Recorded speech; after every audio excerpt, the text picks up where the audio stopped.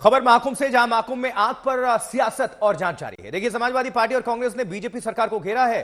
Samajwadi party के अध्यक्ष अखिलेश यादव ने सरकार को जरूरी कदम उठाने को कहा है और प्रदेश कांग्रेस कमेटी के अध्यक्ष अजय राय ने कहा है कि महाकुंभ में एक पंडाल में लगी आग ने प्रदेश सरकार के दावों की पोल खोल दी है। हालांकि आग पर फौरन काबू पा लिया गया था।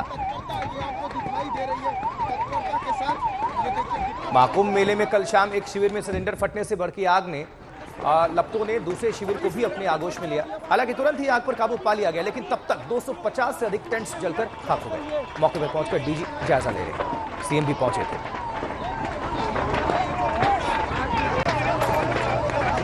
आग लग गई, कई सिलेंडर फट गए हैं।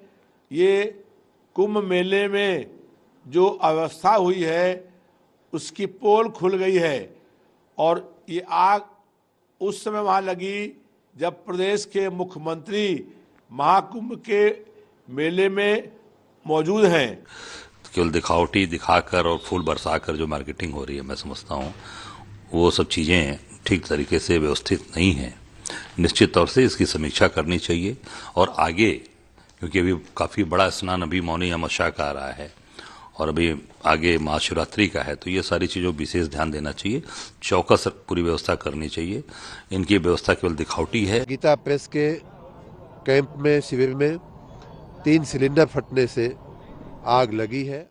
4:08 पर बताया जा रहा है कि आग लगने की सूचना मिली और 4:11 पर फायर टेंडर फायर सर्विस यहाँ पहुँच गई थी। अगले 20-25 मिनट में आग पे काबू पा लिया गया था। अच्छी बात यह है, सबसे अच्छी बात यह है कि माँ गंगा जमुना के आशीर्वाद से, साधु संतों के आशीर्वाद से कोई जानहानि नहीं हुई है। लगभग 100 लोग उन शिविरों में थे, ऐसा बताया जा रहा है। कोई जानहानि नहीं हुई है।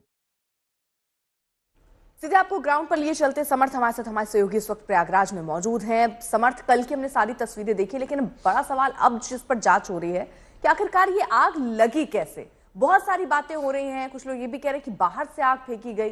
क्या है खबरों की सच्चाई?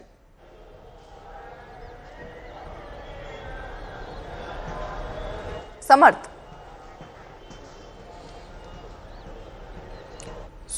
तक शायद हमारी आवाज पहुंच नहीं पा रही है। हम दोबारा कोशिश करेंगे, समर्थ के पास लिए चलेंगे, वहां से और तस्वीरें और जो अभी अपडेट है उसके लिए चलेंगे। और यही सवाल अर्पिता संजय शर्मा जी से ले लेते हैं, जुड़ चुके हैं संजय जी। बिल्कुल संजय, जिस तरह से ये पूरी घटनाक्रम सामने आया है, कई तरीके की अब बातें कही जा रही हैं कैसे आग लगी उसको लेकर। कुछ लोग ये कह रहे हैं कि बाहर से आग फेंकी गई।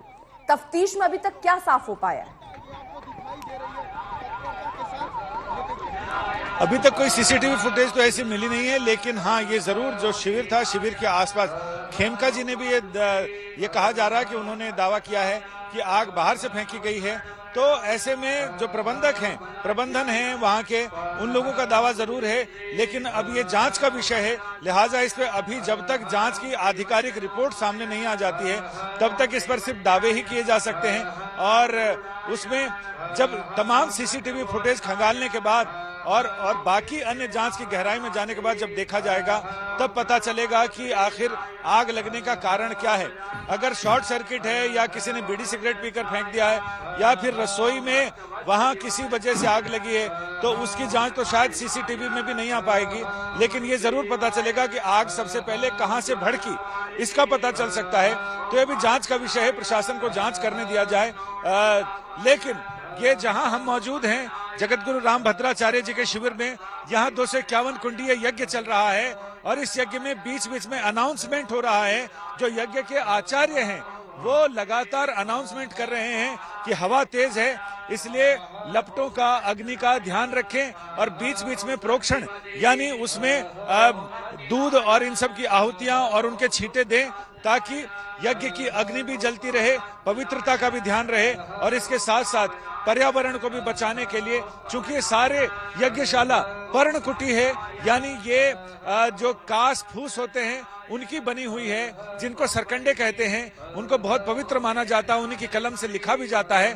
तो ये पूरी पर्णकुटी है तमाम एहतियाती इंतजाम रखे गए हैं।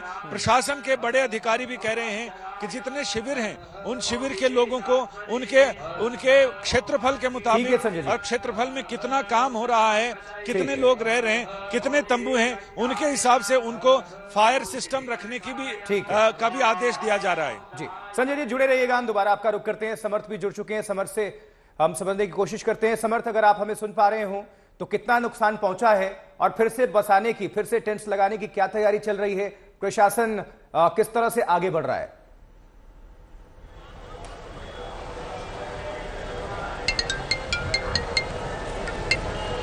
हेलो समर्थ, आप हमें सुन पा रहे हैं? समर्थ तक शायद हमारी आवाज नहीं पहुंच पा रही है। समर्थ, अगर आप हमें सुन पा रहे हैं, चलिए हम दोबारा रुख करेंगे समर्थ का।